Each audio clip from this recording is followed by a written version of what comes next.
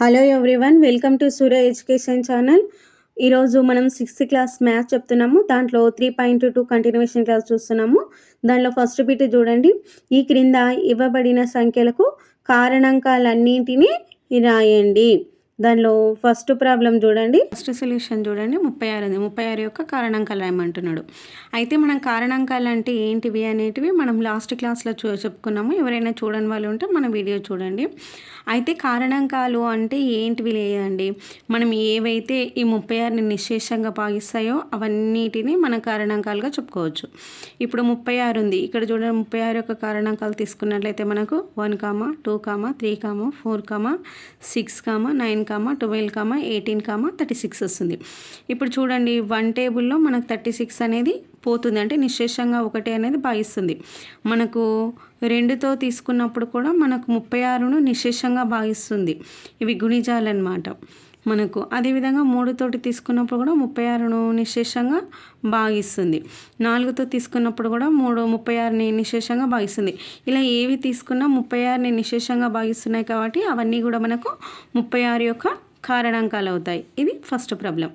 Second problem చూసుకున్నట్లయితే 23 ఉంది. ఈ 23ని తీసుకున్నప్పుడు 23 యొక్క కారణాంకాలు తీసుకుంటే ఇది మనకు ప్రధాన సంఖ్య అవుతుంది కదా, కాబట్టి ఎక్కువ కారణాంకాలు రావు. ఓన్లీ మనకు 1 మరియు 23 మాత్రమే వస్తుంది. అంటే 1వ టేబుల్ లోపల మరియు 23 టేబుల్లో మాత్రమే మనకు 23 పాసిబుల్ అవుతుంది. కాబట్టి 23 యొక్క కారణాంకాలు కూడా మనకి వస్తుంది. ఇంకా వేరే దేంట్లో ఇవి నిశ్శేషంగా భాగించబడదు. ఓన్లీ 1 కానీ 23లో కానీ మాత్రమే భాగించబడతాయి అన్నమాట.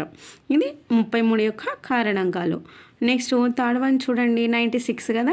96 యొక్క కారణాంకాలు తీసుకున్నట్లయితే మనకు 1, 2, 3, 4, 6, 8, 12, 16, 24, 32, 48, 96 వస్తుంది.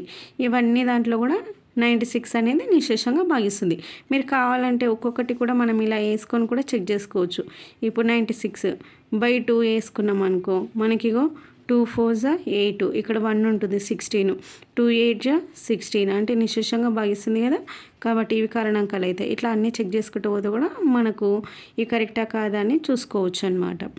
నెక్స్ట్ దీంట్లోనే లాస్ట్ వన్ చూడండి, మనకు 115 ఉంది.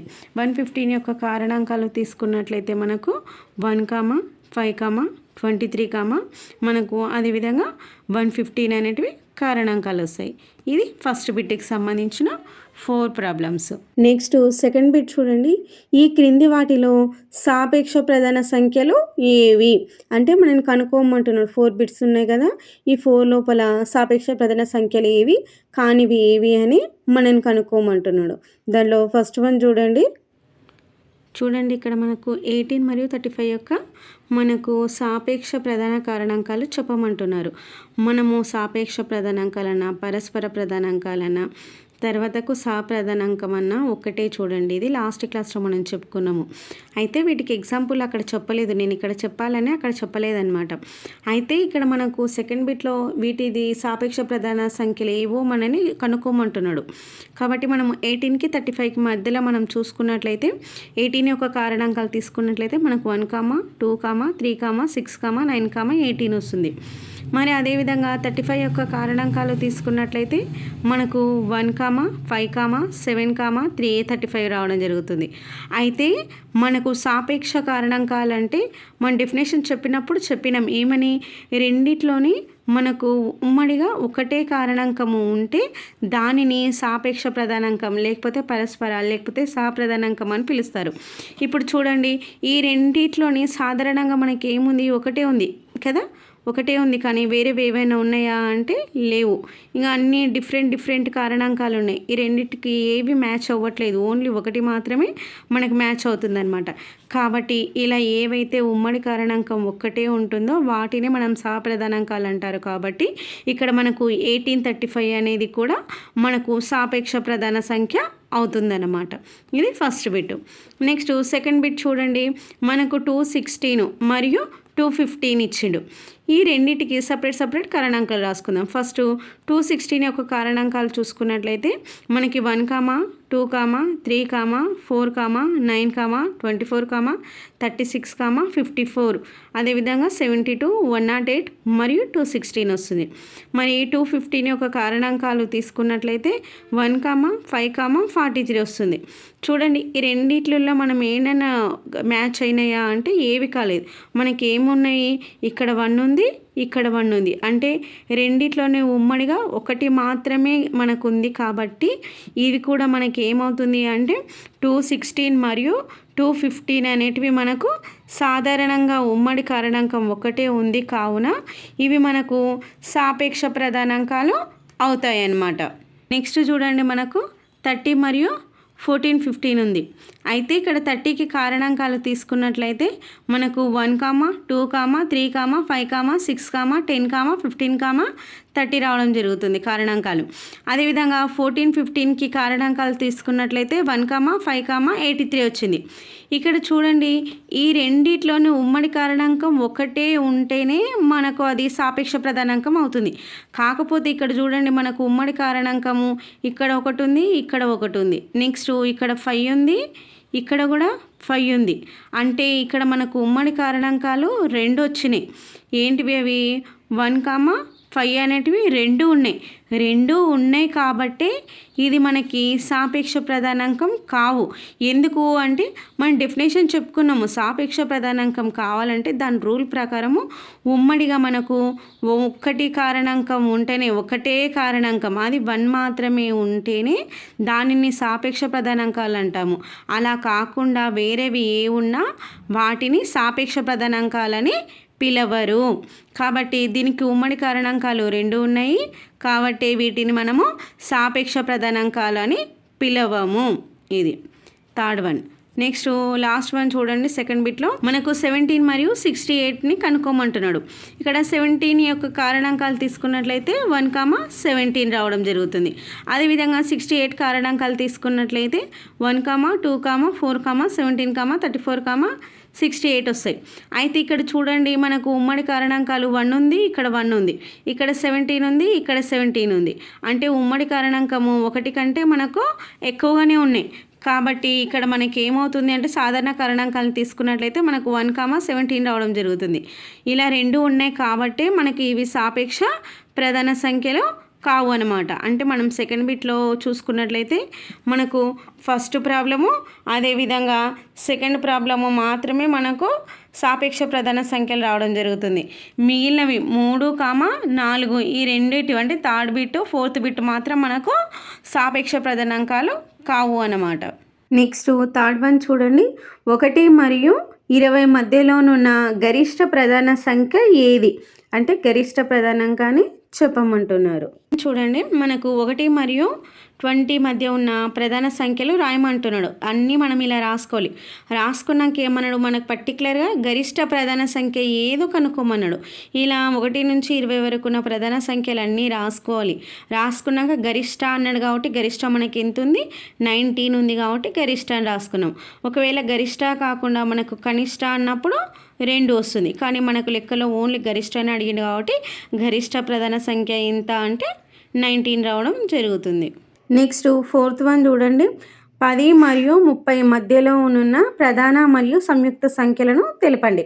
అంటే మనకు 10 to 30 మధ్యలో ప్రధాన సంఖ్యలు చెప్పాలి, సంయుక్త సంఖ్యలు చెప్పాలి అన్నమాట. 10 నుంచి మనకు 30 మధ్య ఉన్న ప్రధాన సంఖ్యలు ఎన్నో రాసుకోవాలి. అంటే ఏంది చూడండి, 11, 13, 17, 19, 23 మనకు 29 రావడం జరుగుతుంది. అయితే మనకు 10 మరియు 30ల మధ్య ఉన్న సంయుక్త సంఖ్యలు, ఇంతకుముందు ఏమో ప్రధాన సంఖ్యలు అడిగింది, ఇక్కడనేమో మనకి ఏమంటున్నారు, సంయుక్త సంఖ్యలు అడుగుతున్నాడు. సంయుక్త సంఖ్యలను తీసుకున్నట్లయితే మనకు చూడండి 12, 14, 15, 16, 18, 20, 21, 22, 24, 25, 26, 27, 28 అంటే మనకు 10 నుంచి 30 వరకు ప్రధాన సంఖ్యలు, అదేవిధంగా సంయుక్త సంఖ్యలను కూడా విడివిడిగా రాసుకుంటే అయిపోతుంది fourth one. Next fifth problem చూడండి, 17 మరియు 71 ప్రధాన సంఖ్యలు. ఈ రెండు సంఖ్యలు ఒకే అంకెలైన 1 మరియు 7లను కలిగి ఉన్న 1 మరియు 100 గల మధ్యనున్న ఈ విధమైన మరో 2 జతల ప్రధాన సంఖ్యలు తెలుపమంటున్నాడు. అంటే ఇక్కడ చూడండి 17 మనకు 71 రెండు మనకు ఇక్కడ 17ని మాత్రమే యూజ్ చేసి 2 సంఖ్యలు రాసిండు. అట్లా 1 నుంచి 100 లోపు మనకు 2 ఏవైనా తీసుకొని మనకు 2 జతలు రాయమని అడుగుతున్నాడు. ప్రాబ్లం చూద్దాము. మనము అదేవిధంగా ఎగ్జాంపుల్స్ వేరే చూసుకున్నట్లయితే 13 మరియు 31. ఇంకో 13 మళ్ళీ దీంట్లో సేమ్ రివర్స్ రాస్తే 31 వస్తుంది. అదేవిధంగా 37ని తీసుకుంటే 73. ఎందుకంటే మనకు 1 నుంచి 100 వరకు ఉన్న దాంట్లోనే మనకు రివర్స్ చేసి రాసిన అంటే ఇటు నుండి చూసిన మనకు సేమ్ వచ్చే నెంబర్ని ఏమంటున్నాడు కాబట్టి మనకు ఈ విధంగా రాసుకోలేదు. ఎందుకంటే ప్రాబ్లంలో మనకు ఎగ్జాంపుల్స్ ఇచ్చిండు. వాళ్ళు ఏమని ఇచ్చిండ్రు అంటే 17 ఇచ్చిండు కదా, అదేవిధంగా 17ని 71గా చూపించిండ్రు. మనం ఆ ప్రకారంగా చూసుకుంటే ఇక్కడ మనకు 13 31గా 37ను 73గా రాసుకోవచ్చు అనమాట. నెక్స్ట్ 6th వన్ చూడండి. 20 కంటే తక్కువగా ఉన్న 3 జతల కౌల ప్రధాన సంఖ్యలను రాయండి. మనకు లెక్కలో 20 కన్నా తక్కువగా ఉన్న ప్రధాన సంఖ్యల జతలను 3 రాయమన్నాడు కాబట్టి మనం అలా తీసుకున్నట్లయితే 3, 5 వస్తుంది. కౌల ప్రధాన సంఖ్యలో అంటే వాటి మధ్యలో డిఫరెన్స్ ఎంత ఉండాలి? 2 ఉండాలి. మనం చెప్పుకున్నాం కదా, వీటి కౌల ప్రధాన సంఖ్యలు అంటే ప్రధాన సంఖ్యల మధ్య డిఫరెన్స్ 2 ఉంటే వాటిని కౌల ప్రధాన సంఖ్యలను పిలుస్తారు. ఇక్కడ 5కి 3కి మధ్యలో డిఫరెన్స్ 2 ఉంటుంది. 7కు 5కి మధ్యలో డిఫరెన్స్ 2 ఉంటుంది. 13కి 11కి మధ్యలో 2 ఉంటుంది. మనకు లెక్కలో అడిగింది ఏంది? 20 లోపు మనకు 3 కౌల ప్రధాన సంఖ్యలో రాయమన్నాడు. అలా తీసుకున్నట్లయితే మనకు 3, 5 వస్తుంది. అదేవిధంగా 5, 7 వస్తుంది. 11, 13 రావడం జరుగుతుంది. ఇది 6th one. Next 7th problem చూడండి. 2 ప్రధాన సంఖ్యల లబ్ధము 35 అయినా ఆ సంఖ్యలేవి? అయితే దీనికి ఆన్సర్ సింపుల్ చూడండి. మనకు 2 సంఖ్యలు అన్నాడు. ఆ 2 ఏవి అంటే 5 మరియు 7. ఎందుకంటే 5 7s 35 కాబట్టి 5 మరియు 7 దీనికి ఆన్సర్. నెక్స్ట్ 8th వన్ చూడండి. 36ను 2 ప్రధాన సంఖ్యల మొత్తంగా తెలుపండి. అంటే 36ను మనం 2 ప్రధాన సంఖ్యలే ఉండాలి, మళ్ళీ సంయుక్త సంఖ్యలు ఉండొద్దు.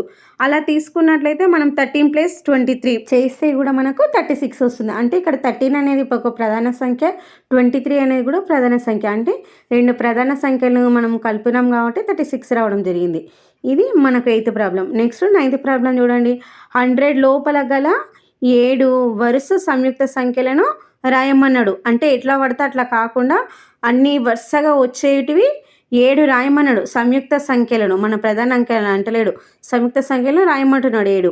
వాటిని తీసుకున్నట్లయితే మనము 4, 6, 8, 10, 12, 14 అండ్ 16 రావడం జరుగుతుంది.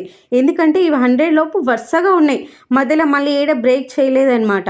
వాళ్ళు అడిగింది అదే కాబట్టి మనం అదే విధంగా ఇవ్వడం జరిగింది. నెక్స్ట్ 10th వన్ చూడండి. 53ను 3 బేసి ప్రధాన సంఖ్యల మొత్తంగా రాయమంటున్నాడు. సేమ్ ఇంతకుముందు లాగానే 36 లాగానే 53ను 3 బేసి ప్రధాన సంఖ్యలు అన్నాడు. బేసి అన్నాడు, ఇక్కడ మెన్షన్ చేసాను చూడు బేసి అని.